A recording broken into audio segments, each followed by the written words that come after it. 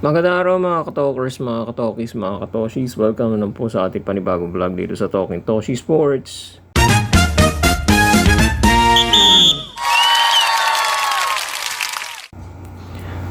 Alright, pag-usapan natin itong updates tungkol dito sa Gilas Pilipinas sa kanilang nalalapit na paglahok at pakikibaka, pagsabak dito sa ikatlong window ng FIBA Basketball World Cup Asian Qualifiers para sila makapasok dito nga. Ayan nga sa Qatar sa 2027 sa FIBA World Cup Nasa stage pa lang po tayo ng FIBA FIBA World Cup Asian Qualifiers ang tawag po dyan mga kababayan. So simulan na natin. Ano ba mga updates tungkol dito sa Gilas Pilipinas? Alamin natin na muna ang final roster for window number 3. Nasa third window na po tayo. Okay, simulan natin dito kay RJ Abarientos. Ang kapapanapanalo lang po ng championship sa Barangay Ginebra, RJ Abarientos. At si Justin Baltasar ng Converge Fiber Xers. Si Justin pang-isa, ang Justin Noipi, ang ating naturalized player na si Justin Brownlee, kasali rin. AJ Edu, alright, Junmar Fajardo, si Chris Newsome, okay, at meron tayong mga bagong pasok, dahil pinayagan na nga ito, nabigyan na ng clearance itong si Mike Phillips, si Motor Mike, Mike Phillips, para makapaglaro sa Pilipinas bilang regular player na Pilipino. Okay? Tapos si Kevin Kiambao. Alright, maganda rin to. Si Dwight Ramos, regular yan. Okay? Troy Rosario. And then you have Carl Tamayo. And then hindi na si Scotty Thompson yan mga kababayan, si Juan Gomez de Leaño. Dahil magsasailalim itong si Scotty Thompson sa isang operasyon, may iniinda siyang injury. So hindi siya makaka-practice, hindi siya makaka-participate, hindi siya makakalaro.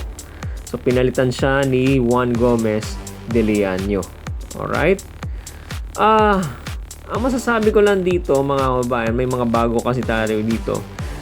In particular, itong si Mike Phillips. Okay?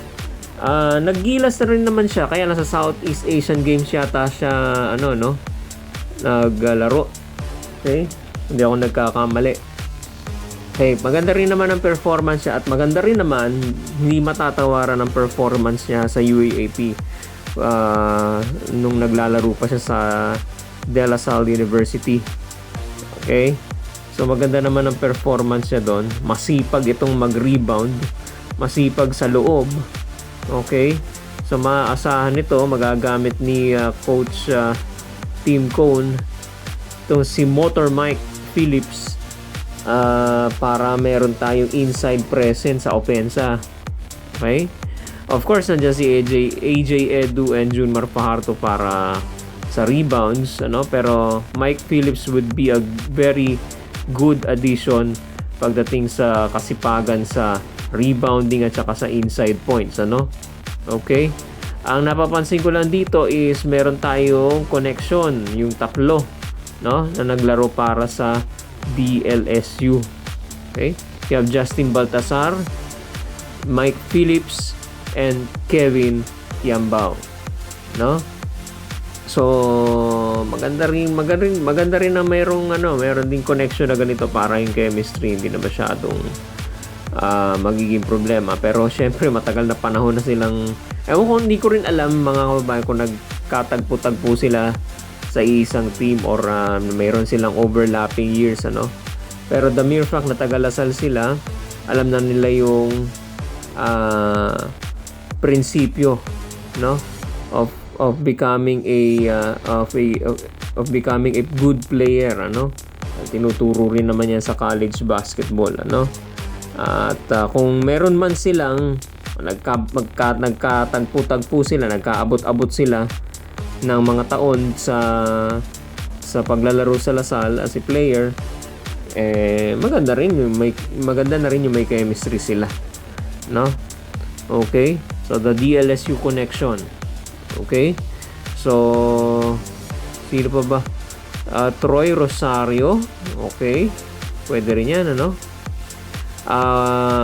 Mabuti na lamang at mayroon tayong RJ Abarrientos. Meron tayong talagang point guard talaga. Okay? At maganda rin naman ang performance ni RJ Abarrientos at sa Commissioner's Cup, ano? Siya lang naman ang itinanghal na best player of the conference. So, masusubukan si RJ Abarrientos dito sa international. Well, naglaro na naman din siya bago siya nag-Barangay Ginebra, no? May experience na siya sa international competition. So, hindi na siguro magiging mahirap para sa kanya na mag-adjust kalaban ng mga malalaki na galing sa ibang bansa, no? Alright. So, titingnan natin ang result itong mixture ng mga players na to, no? Okay. At si Juan Gomez de Leaño, ayan, makakatuwang ni RJ Abarrientos, mga kabayan. Si Juan Gomez de Leaño, si JDL, nung nakaraang window, hindi siya masyadong, ginagamit siya pero hindi siya masyadong nag-shine, ano? So, ina-expect ko to si JDL, no?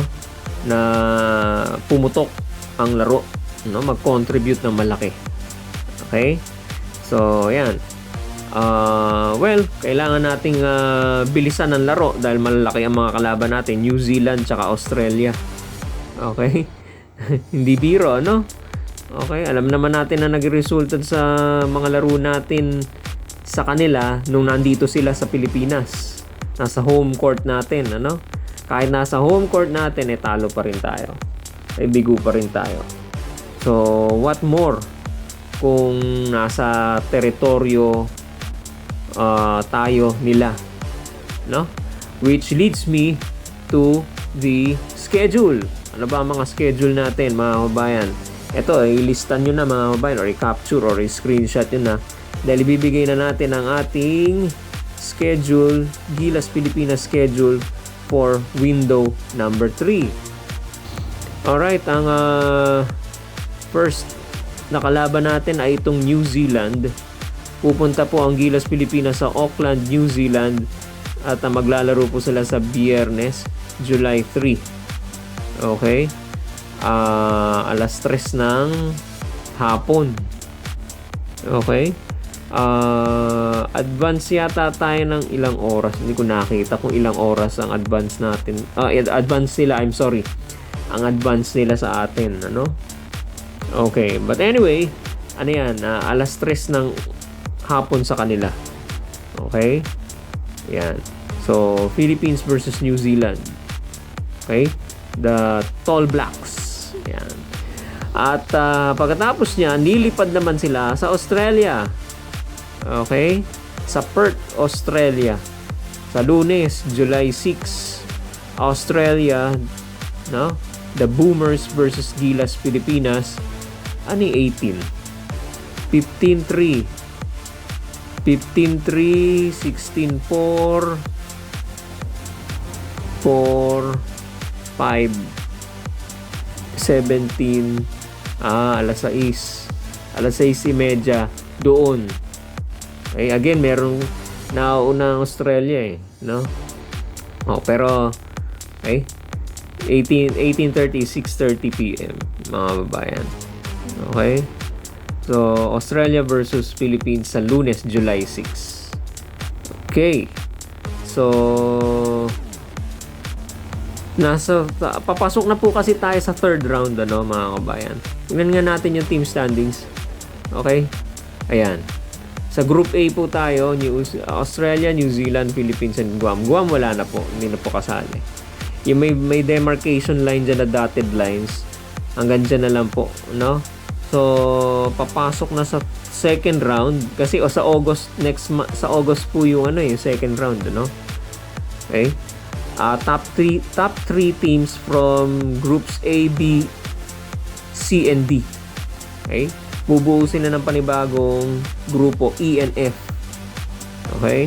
So, magme-mekos-mekos, paghahalu-haluin na itong mga top 3 from each group, ano? Ang nag-top 3 sa Group A is Australia, New Zealand, and Philippines. Okay. So, pasok na po tayo sa second round. Okay. Ang placings, hindi pa natin alam mga kababayan kasi may mga matching yan eh. No? So, tingnan muna natin. Okay, update ko po kayo mga kababayan tungkol sa matching o kung sino mga kalaban natin, sino kagrupo natin. Okay? Tapusin na muna natin itong third window.